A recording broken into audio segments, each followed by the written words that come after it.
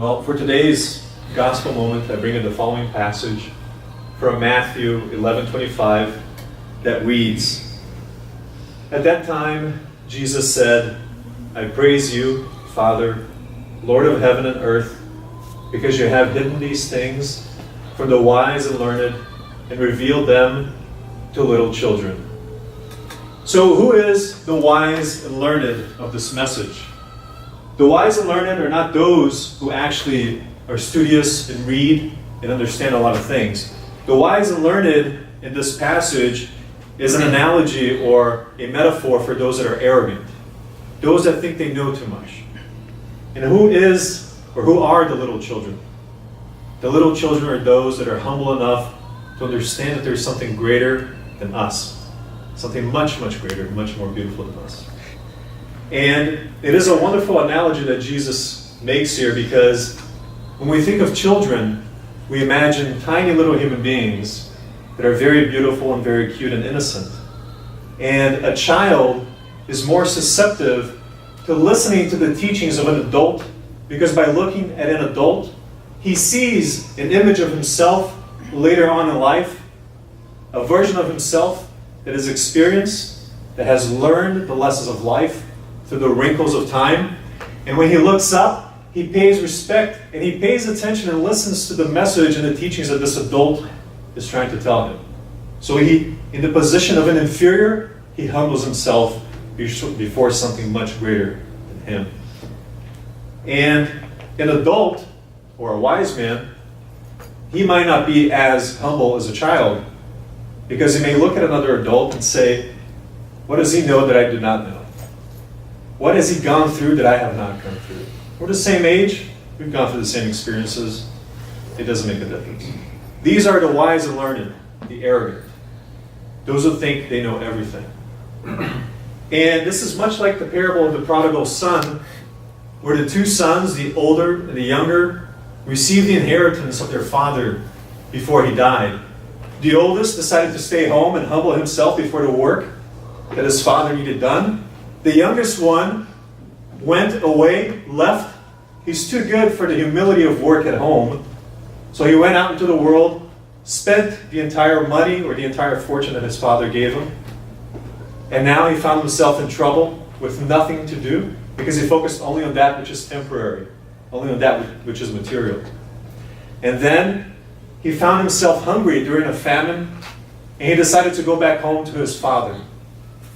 He humbled himself at that moment, and he was ready to renounce his kinship to his own father.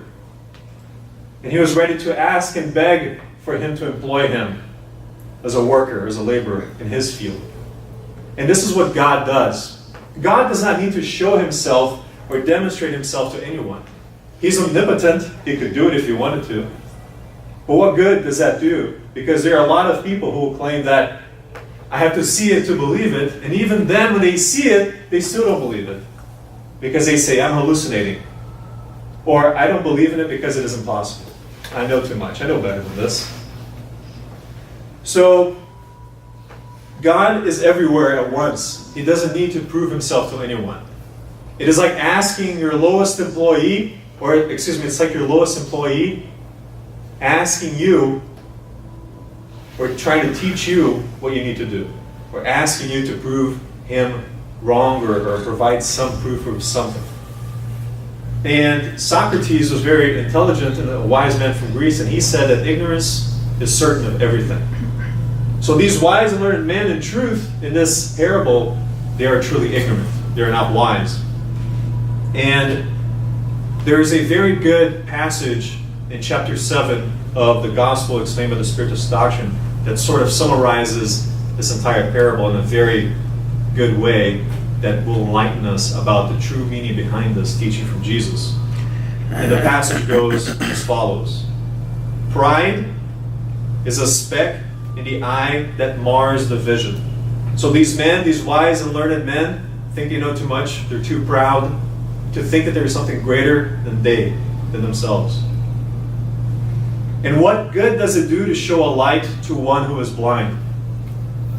The cause of the blindness must be cured first. This is why, as a skillful doctor, God first of all corrects their pride.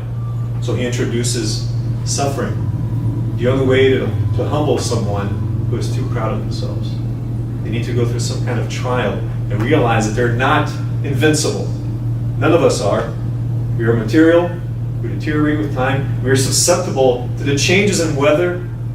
5 degrees below zero, 5 degrees above a certain temperature, and it's too hot for us, too cold for us. Everything affects us. We shouldn't be proud because we're so frail. We're so easily influenced. God will never abandon any of these lost children because sooner or later their eyes will be opened. But God wishes this to happen of their own free will. So He grants you and He gifts us a free will. So we may deviate from the path and decide not to see the truth, to blind ourselves before the truth that is before us every day, to walk with our hands in front of our eyes, to choose not to see. But then we stumble and fall, and we realize that we have to see, because if we don't, we're going to continue to trip and fall. So in order to continue to walk on this path towards ascension, we must always be looking and humble ourselves. And to finalize, then, crushed by the torments of unbelief, they will open themselves up to God of their own accord, asking, like the prodigal son, to be forgiven. Thank you very much. So this is this week's Gospel Moment.